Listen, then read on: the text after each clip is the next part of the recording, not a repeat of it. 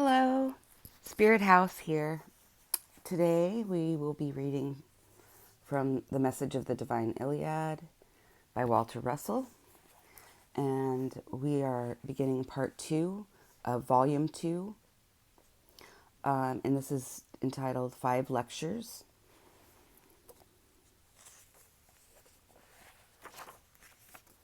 The first lecture is titled The New World Thought. The New World Thought, The Dawn of Cosmic Consciousness, Part 1. This new age is marking the dawn of a new world thought. That new thought is a new cosmic concept of the value of man to man.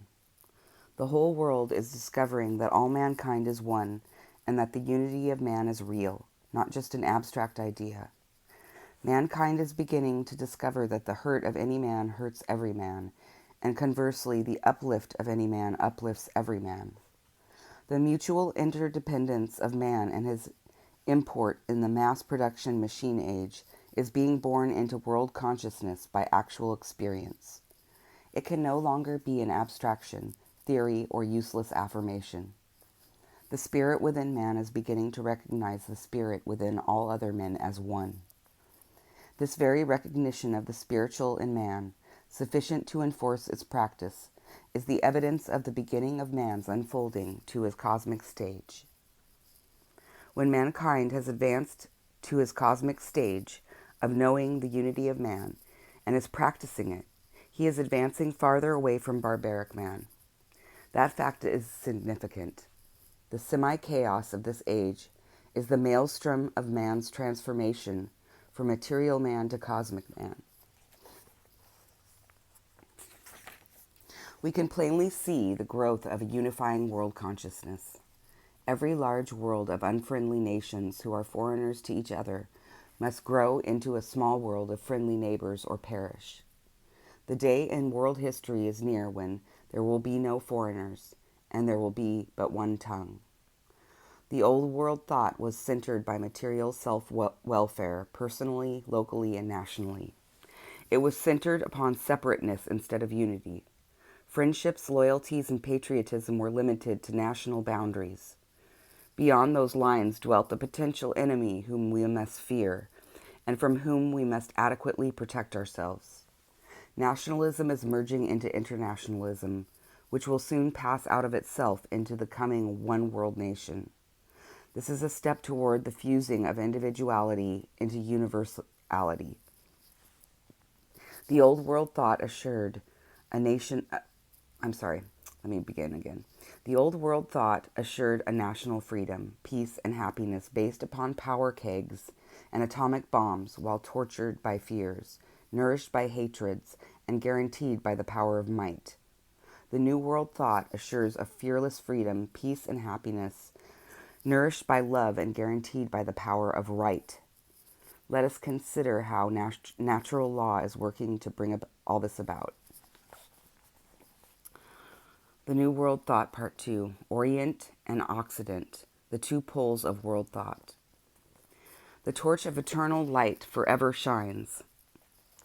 Unsuspected by civilization, however, that torch which illumines the world of man has been divided into two lights, not one, two lights which traveled east and west in a 6,000-year girdling of the globe, splitting the world asunder into two oppositely thinking peoples of the East and of the West, the Orient and the Occident. Kipling declared that this twain would never meet, but that was long ago, long before man realized two opposed poles of thought could become one electric thought current flowing through both, with the speed of light, to unite the two as one. The twain have met, but they are still two. The electric current of the New World thought will eventually unite them.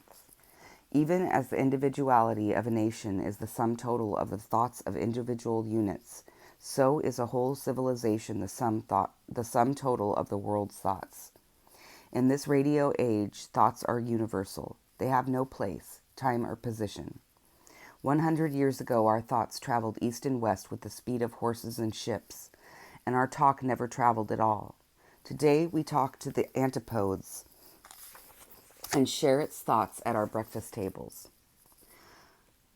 Antipode, as far as on a globe, just as a side note, is like if you put your finger on a certain point on the globe, it's the if you were to pierce the globe, it's the point that it would come out at. It's the exact opposite trajectory from where you're pointing your finger on the other side.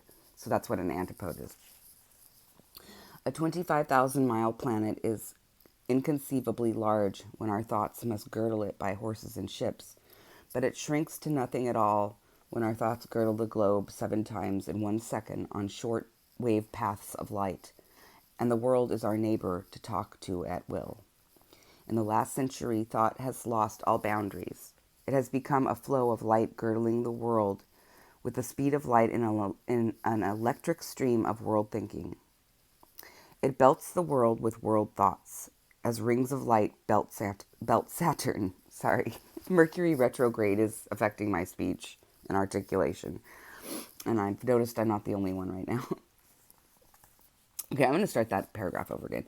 In the last century, thought has lost all boundaries. It has become a flow of light girdling the world with the speed of light and an electric stream of world thinking. It belts the world with world thoughts and rings of light belt Saturn. It envelops the world in an electric prison, which sends our escaping thoughts back to us as the electric ceilings reflect radio beams or as a mirror reflects light. National and individual thinking is no longer possible within this international electric thought girdle. Every thought of every person is now as much a part of the international thinking of an interdependent unity of world thinkers as every electric wave of the ether is within every other wave. There are no longer any local thoughts, nor are there separate thinkers of separate thoughts. There is but one electric world thought current motivated by the sum total energy of world thinkers. Whether we know it or not, the mind of man has become universalized, and universal brotherhood is just around the corner. It has to be. We cannot resist it any longer. We are becoming world citizens whether we know it or not. Our human relations have reached the point where advancement will be impossible without a rigid observance of the golden rule and an awareness of human unity. Unity of world thought is now here, and we cannot evade it, even if we would. Unity of world action must follow. World boundaries must disappear as the boundary between the United States and Canada has disappeared. Every thinker on the planet tunes into the universal world thought current. What he hears is not the thinking of far-removed foreigners, but of our near neighbors. Unknowingly, he is tuning into his own thinking by tuning into every other man's thinking. He cannot help it. He gives to it and re-gives to him. World interchange of today is like unto the interchange of friends in one's own parlor. We are rapidly becoming each other as we think each other's thoughts and make them a part of our individuality. It is impossible for any thinking human unit on this globe to again think or act locally within the magic circle of that omnipotent powerhouse of world thought energy which pulses through every human brain 7 times in every second. There can be no local thoughts, for every thought which affects anyone affects everyone. The 2 poles of the world thought of the New Age are America and China. Between those 2 opposed foci, the pendulum swings, which marks the pulsing heartbeat of the international world thought with its new concept of freedom, its new interpretation of natural law, and its reversal of old philosophic theory and practice. Part 3. The 2 lights of the divided torch. Nothing in the world has as much power as a world thought born in its time. Down the ages, a terrific battle has raged for supremacy between 2 opposing thought forces, the physical power of might and the spiritual power of right. During all the millions of years of man's unfolding, might has ruled supreme until the last 6,000 years. The first traces of right and wrong then gained a slight foothold in man's social relations and divided his thinking into 2 opposed poles. Think of it. Of all the millions of years of discovery in the realms of his thought world, man had never comprehended the idea of right thinking as related to wrong thinking until the last 6,000 years of his history. Then came the dawn of consciousness, conscience, and character. Until that time, there was but one world thought in man, the physical thought of his physical dependency upon his brute power of might for his very survival. With the beginning of the development of character came those spiritual qualities of right thinking that we call justice, mercy, kindliness, service, friendliness, charity, and consideration for others. Thus began a new age of awareness of the two ways of thinking, right thinking and wrong thinking. With that new comprehension of good and evil, the power of right began its infancy. This newly comprehended force of right over might is so forcibly reversing our conclusions that new thinking will transform our entire civilization into one of greater character, greater beauty, higher ethics, and ideals than the world has ever yet known. Even at that, man is but in his primate stage and is but beginning to comprehend the vast potentialities which lie within him. A new civilization will arise as the result of the transformed character of man. This transformation will be based upon a greater understanding of God and nature. Out of it will come a new concept of freedom and justice. Out of the practice of these new concepts, and new humanism will grow based upon kindliness, courtesy, and mutual service, to replace the old humanism based upon selfishness and greed for personal power and wealth. In extenuation of humanity, we must not forget that character is man's most recent acquisition. He has not had it long, and it has not yet learned to use it. He is still a primate, but recently liberated from his jungle. The memory of the jungle is still in his every cell. To quote Emerson, we think of our civilization as near its meridian, but we are yet only at the cock crowing in the morning star. In our barbarous society, the influence of character is in its infancy. James Henry Breasted states, man was an unmoral, savage 6,000 years ago without any vision of character or idealism whatsoever. Human progress and bodily unfolding are too slow to judge of them in generations or even in centuries. Civilizations grow up in stages of greater comprehension just as man grows. The college youth has greater comprehension than when he played with toys. Likewise, the comprehension of this radioelectric age is greater than that of the caveman. Rung by rung, man has fought his way up the ladder of life, since his beginning as a single cell, through gradually acquired knowledge expressed by the action of thought. Knowledge is the only power which man has to use, and thought-action is his only means of expressing it. But thought-action is not power. It is but the lever of which knowledge is the fulcrum. All power lies within the fulcrum. Man is powerless without knowledge. His every action is either the measure of his knowing or the result of automatic reflexes set up by an electric awareness of his electric body. Man's knowledge increases as his power of intelligent expression increases. Knowledge is cosmic. It does not evolve or unfold in man. Man unfolds to an awareness of it. He gradually discovers it. Man spiritually inherits intelligence just as he physically inherits the planet and his body, but he cannot use his inheritance until he discovers it.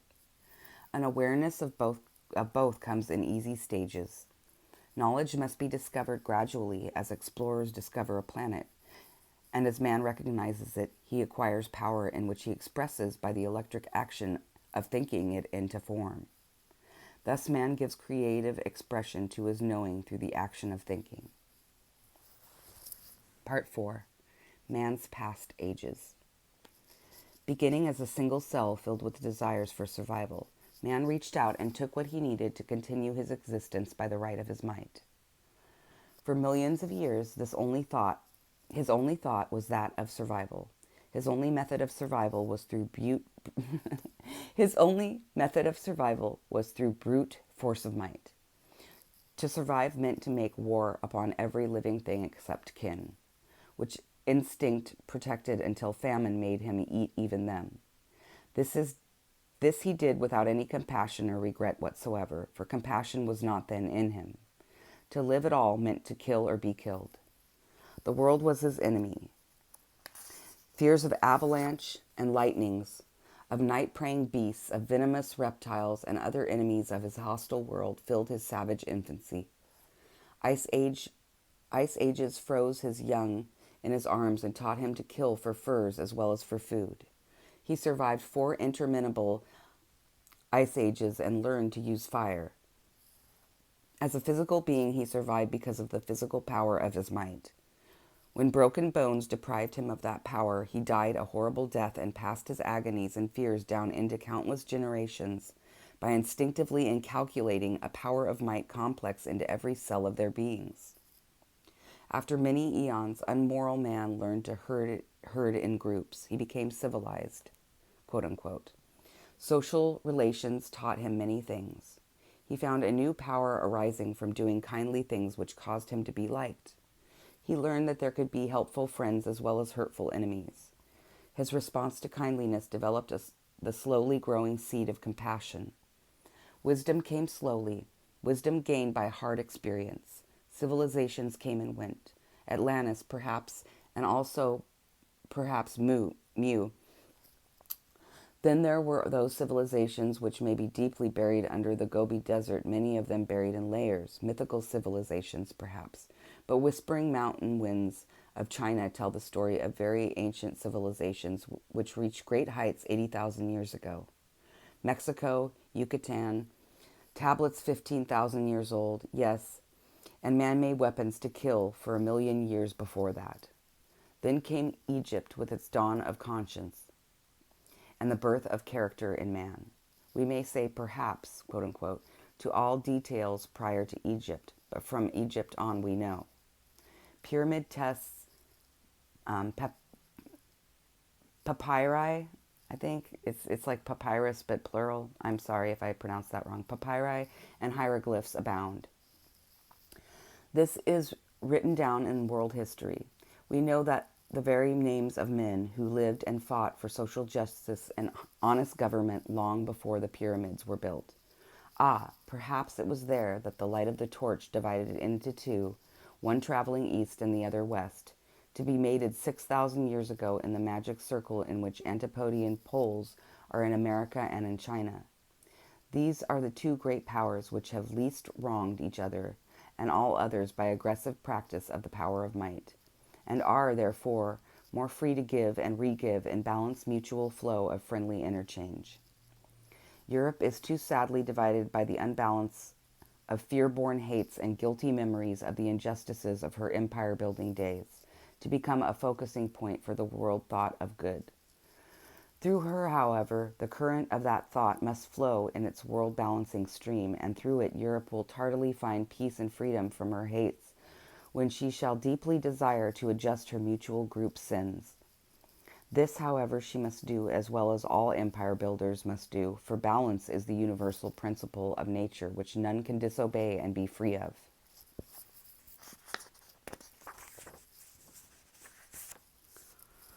Peace and happiness can come only to those who are free.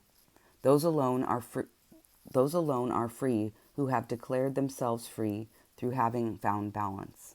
Both America and China have declared their desire for world freedom and are finding their balance through the rapidly accumulating voltage power of the New World thought. But neither of these two poles are yet quite realize as yet quite realize the omnipotentiality. Okay, let me start this over.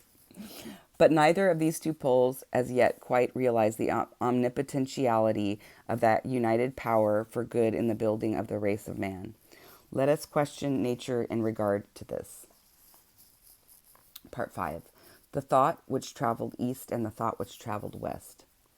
The thought pattern of human destiny has two threads for the weaving of its dual pattern of a new humanism in a design of black and gold. Man in the making has patterned his thinking with either one of these two threads. The gold thought thread, in its essence, is that man is essentially good, noble, and just. This thought grew out of an interpretation of nature as a bountiful giver of life, a prolific and kindly giver of her abundance. This is the golden thought which in the dark traveled east sank its long roots in China and created a race of believers in the good, who sought perfection in a system of exalted ethics which accentuated the good in life on earth, caring not for an unknowing hereafter. Okay, let me repeat that. This is the golden thought which in the dark traveled east, sank its long roots in China, and created a race of believers in the good, who sought perfection in a system of exalted ethics which accentuated the good in life on earth, caring not for an unknowable hereafter. These are the people whom the empire builders of the black thread thought have never been able to understand. To the West, they were but heathen who must be saved from their sins and be made good by the black thread thought. Fed by force in mixtures of gunpowder, opium, plunder, exploitation, oppression, unequal treaties, and territorial confiscation. And all this in practice while preaching Christianity and the efficacy of the golden rule to them through missionaries from the West, but not practicing it ourselves. In other words, hypocrites. These are the people who sought peace and gave goodwill, who met the aggressor with good cheer and absorbed him many times, who always turned the other cheek until even that was battered black and blue by the West, and even by her neighbors of the East who had learned the black arts of the West.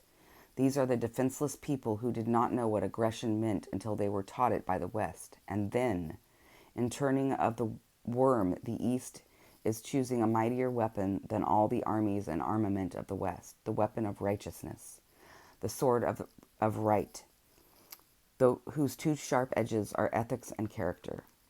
The black thread thought in its essence is that man is essentially bad, cruel, and wicked, and that which is good lies in the hereafter but not in life.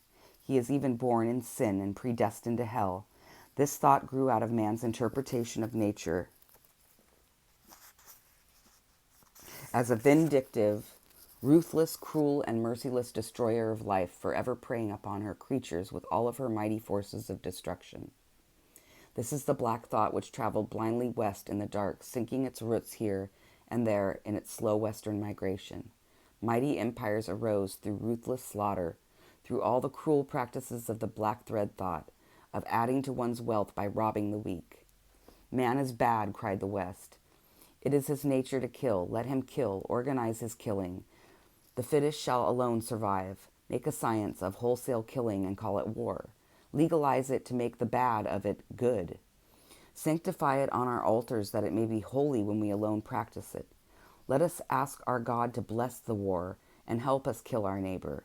Let us get what we want by killing our neighbors by the arts of war.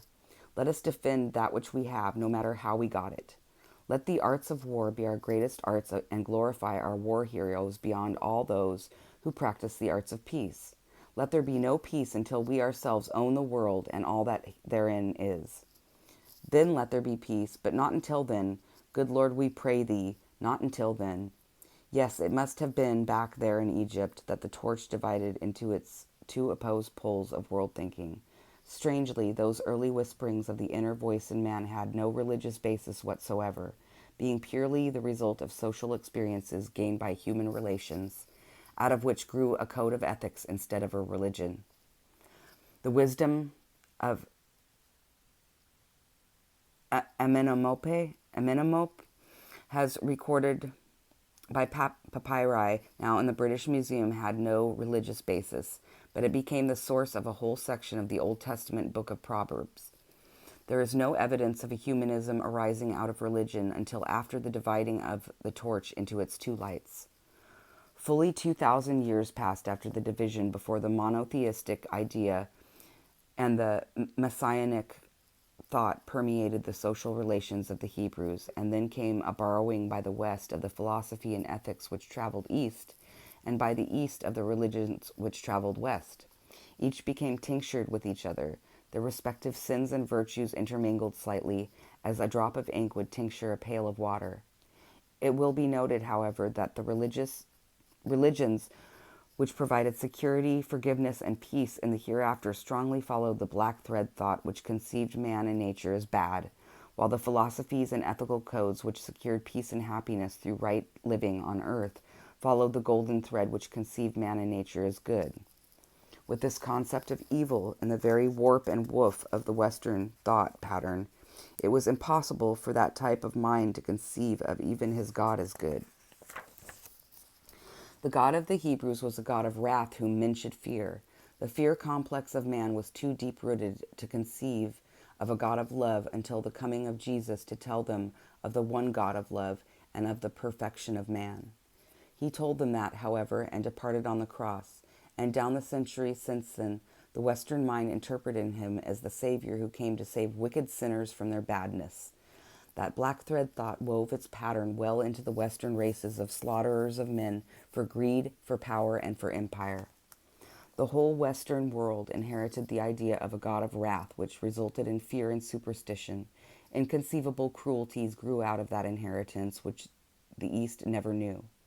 Neither China nor India have any parallel for our Holy Inquisition, nor for the religious bigotry, intolerance, and persecutions which have added to the red stain of Western history. Ethics and character have taught them how to live in peace. We of the West have never lived in peace. China grew up logically. Since the dawn of conscience, she sought personal goodness and right living. That was a logical first step in the unfolding of character. Mentally, she was not ready for religion or metaphysics. Neither were we of the West. We took it, however, before we were mentally ready for it and practiced right dying instead of right living. Not until now have we been mentally able to comprehend the rational metaphysics. Our religions are being rationalized as a consequence. China has held together for thousands of years because of her system of ethics, while the West has split innumerable times and has vainly tried to split China also. We have now caught up to China, and China has caught up to us. The religion which we tried to give to China was not any more adequate for China than it was for us, but the future rationalized religion, which science is making possible for world comprehension, will be as much a contribution of the East as of the West. Part 6. The New Concept of Freedom. Where are we now in this year of our Lord, 1949? The world has had another lesson of the futility of profit by killing, of enrichment by destruction, of the progress of the human race by draining its best blood. We have slaughtered millions of ourselves to bring love into the world, a war to end war.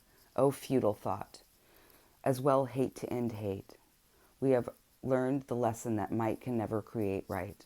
Our wars alone did not teach us that, for that thought was now due to ripen in man's destiny. The chastening from the world wars helped, however, to rivet our lesson into our structures. We have been preaching justice, liberty, and freedom upon a pulpit of dynamite. Our governments have been despotic, our religions intolerant, and our economics were tainted with the jungle. The history of man for the last 6,000 years has been one of indescribable cruelty written in rivers of blood. We learned our lessons from our understanding of nature, thinking that nature was bad, but we are reversing our interpretation of nature, finding her all good. Let us consider the difference between the old and the new philosophies, which are changing the very structure of civilization. The old philosopher taught that self-preservation by the power of might is the first law of nature.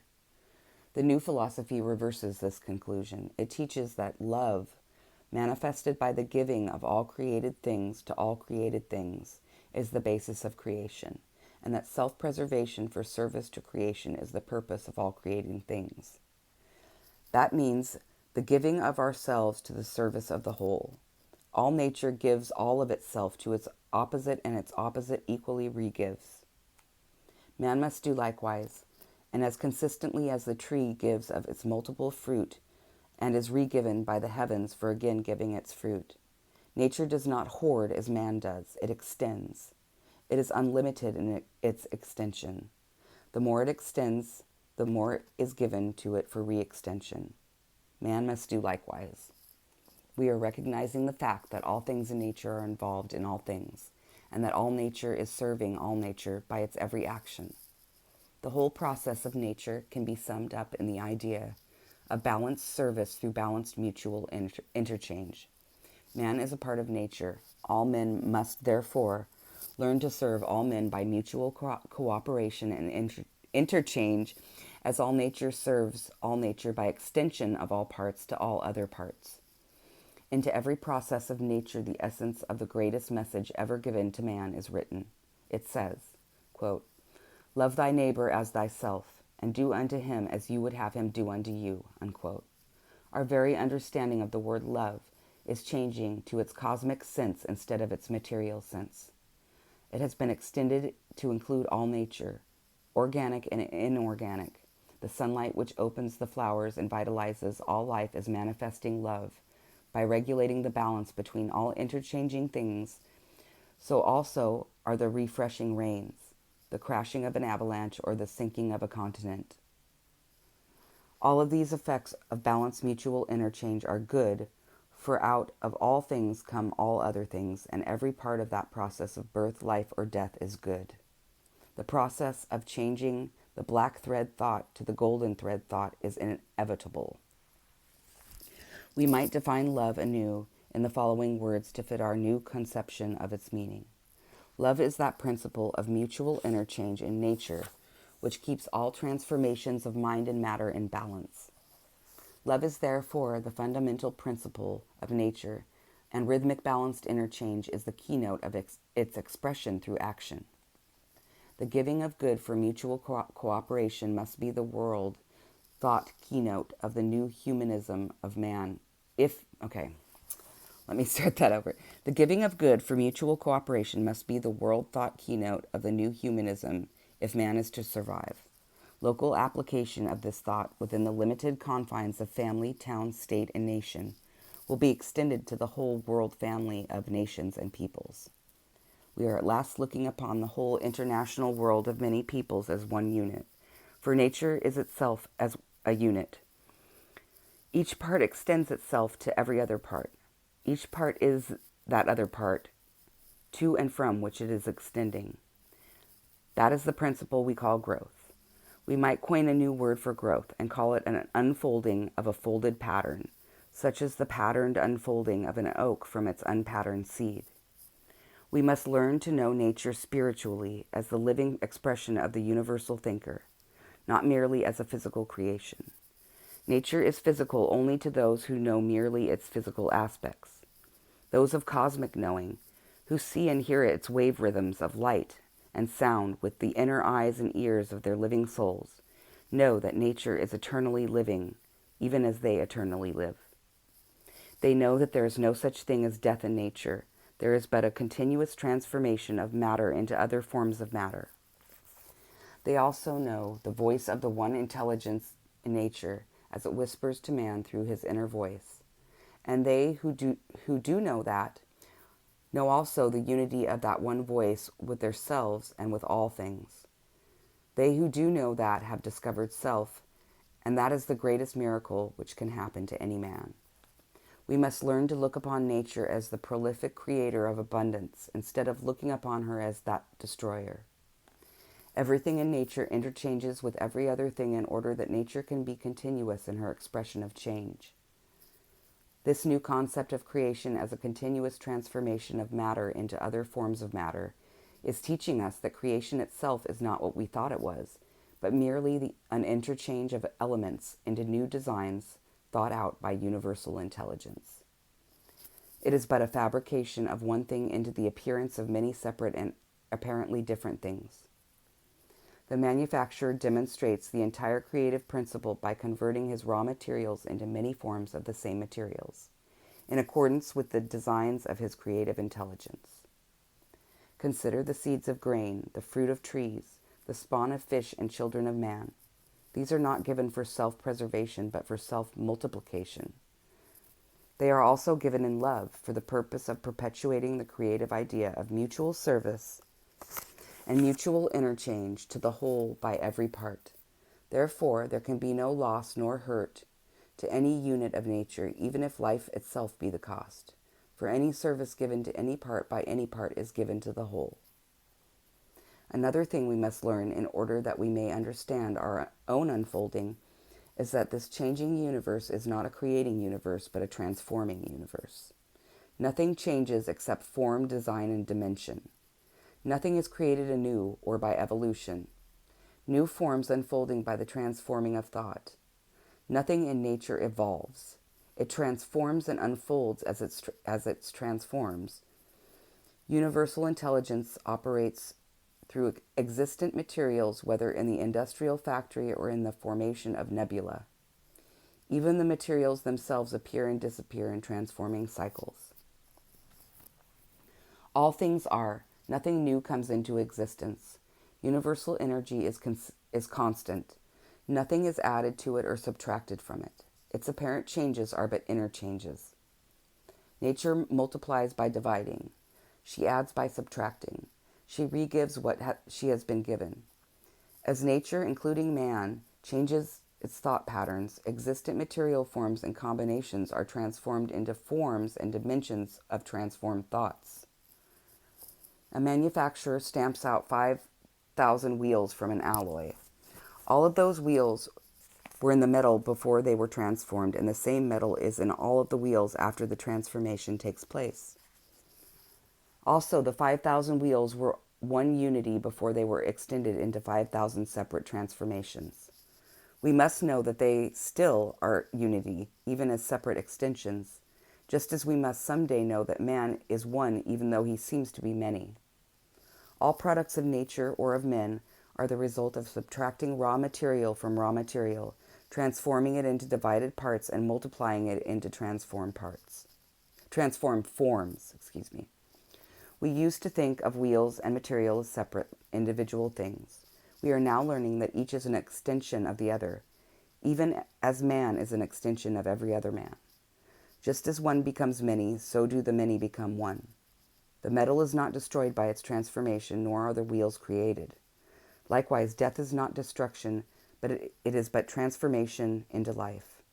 As the apple or flower or tree existed on the planet before its transformation into other forms, and as the planet still exists in the apple, flower, or tree after the transformation, so are we beginning to realize that the bodies of men existed in the planet before they were extended from it, and the planet still exists in man after its transformation into a mechanism through which the immortal universal intelligence flows.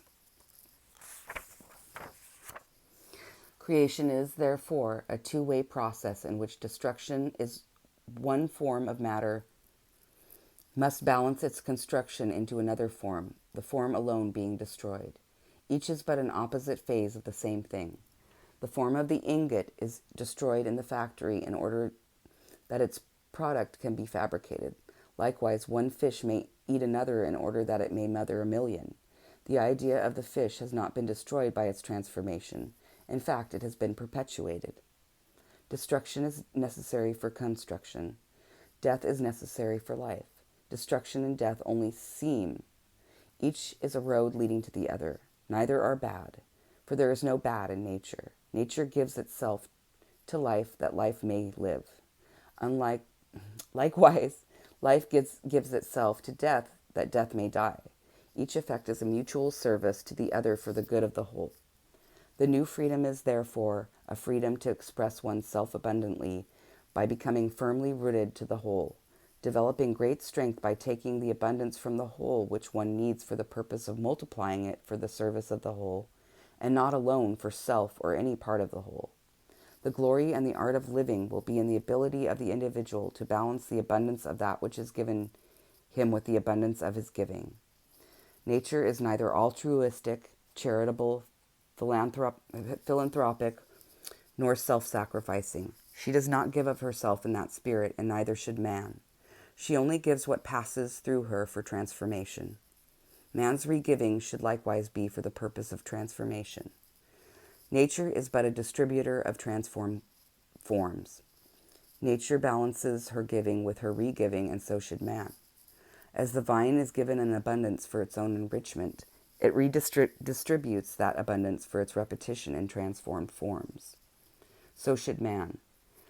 As the vine is enriched by its giving and not by its taking, so should man learn the lesson of enrichment which comes from balanced giving and the stagnation which comes from taking without balanced giving. The whole purpose of nature is to effect continuity through repetition of balanced mutual interchange.